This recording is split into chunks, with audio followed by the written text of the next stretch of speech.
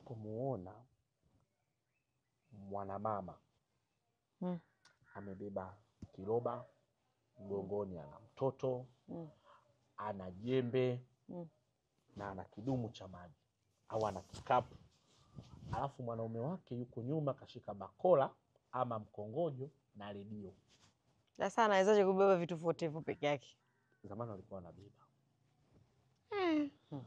Zamani walikuwa wanabeba kwa sababu ndoa zilikuwa zina thamani.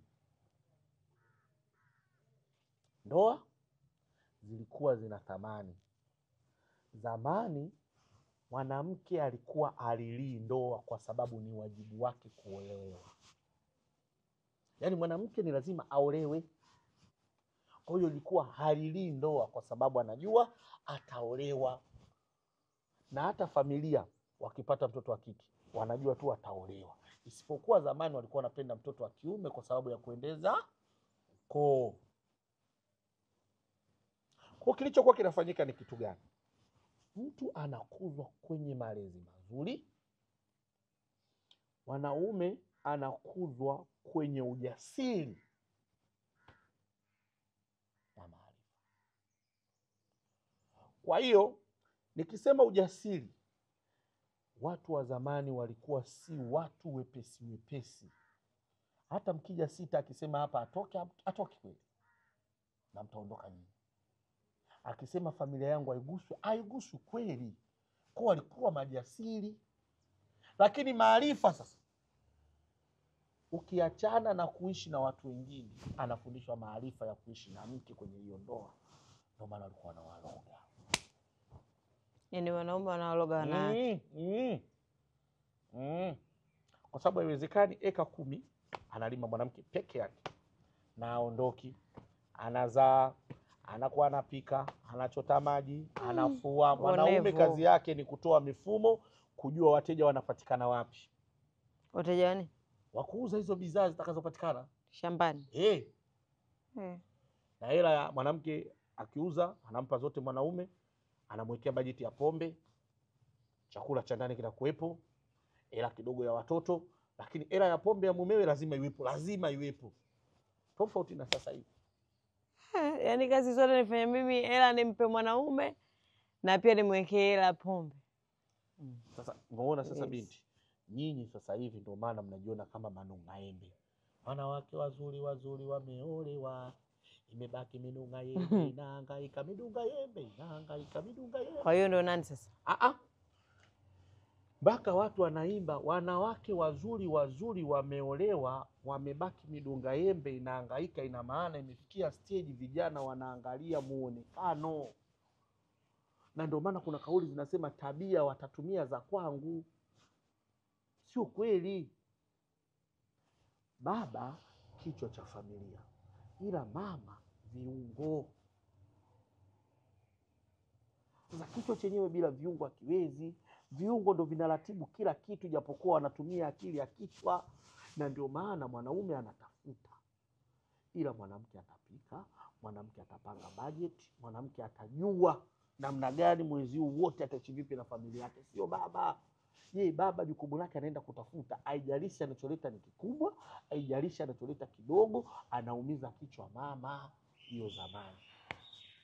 Na ndio maana watu walikuwa wanaweza kuishi na 1000 siku nzima. Ila sasa hivi 30 mtu anakuangalia, tafikiria labda umeacha 3. Kisa tu watu watakapike biriani, watu watakapike hiki, watu wapike. Na hivyo ndio imeenda mpaka kwenye mfumo wa maisha ya kawaida. Anayemchukia mumeo ni adui yako. Lakini wewe nakuona unakaa kwangu, mpangaji wangu, mimi mwenye nyumba, siongei na mzee Selemani, ila wewe unacheka naye. Kwa hiyo wewe kila hapa nimetoka mbali mpaka nafika hapa. Hii nyumba ni mfano wa ndoa niliyofunga mimi na wewe. Jambo langu mimi ndio jambo lako wewe. Mimi najua mmegombana. Siri yangu mimi ndio siri yako wewe. Kwa hiyo wewe unapoenda kuongea na mzee Selemani, mimi sizungumzi naye. Ina maana wewe unaenda kumwambia mzee Selemani mimi maisha yangu yakoje, na ndio maana mzee Selemani analetea dharau. Nikasema kwa utaratibu kibinadamu nimuite Zama, tuzungumze kama baba na mpangaji wake, kama baba na binti yake, kwamba ndo umefikia huko, kwamba wewe unaliona hilo ulilofanya ni jema, kwamba unahisi nitakufikiriaje kwa vitu ambavyo navisikia nje na sioni wa kuvitoa zaidi ya wewe unayezungumza na mzee Selemani, kwa sababu mimi ni adui yangu.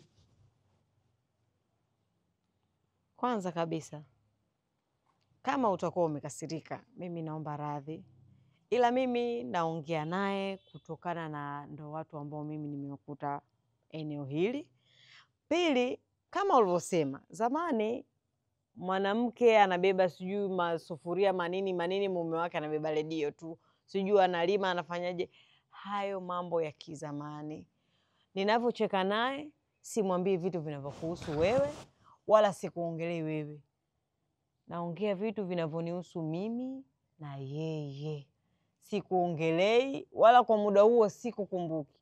Na kwanza mimi sijui kama mzungumzi kama adui yako kiasi hicho, mimi sijui, na wale yeye hajawahi kuniambia kama wewe ni adui yake hata siku moja. Mbona yeye hajawahi kuniambia? Au yeye kwa nini hana hofu? Kwa sababu mimi nakaa ndani? Sio kweli. Kwa muda mwingine wewe unaona vitu unaviangalia tu. Nikisema wewe unatumika, nakosea sana. Sawa, hapa kwa nani? Kwako. Tufanye hivi, nyumbani kwako wewe. Hivi unaweza ukakubali nyumbani kwako ukae roho juu? Kivipi? Nimekuuliza swali. Nyumbani kwako unaweza ukakubali ukae roho juu? Kikweli hapana. Hama. Mimi siwezi kukaa na spy. Siwezi kukaa na snitch. Siwezi kukaa na mtu ambaye anabeba ya kwangu, anayapeleka sehemu for no reason. Hama. Tumeishi vizuri sana. Mzee, labda utakuwa unafikiria tu vibaya, labda na yani nakwambiaje, wasiwasi ndio akili. Ama sasa mimi ni hame naenda wapi mzee wangu? Hapa sio kwa baba yako wala mama yako. Ndio kwanza nina miezi mitatu. Sawa, narudisha hela yako. Hama. Sasa ukilipa hela miezi mitatu napata wapi nyingine ya kuongezea? Na utaongea na mzee Selemani, anajuana na madalali, kuna nyumba nyingi zinajengwa sasa hivi mji mpya. Hama. Sasa hela kuongezea sasa hivi, kwa sasa hivi mimi sina. Nikwambie kitu kimoja, unajua mtu anapokuheshimu basi na wewe jiheshimu.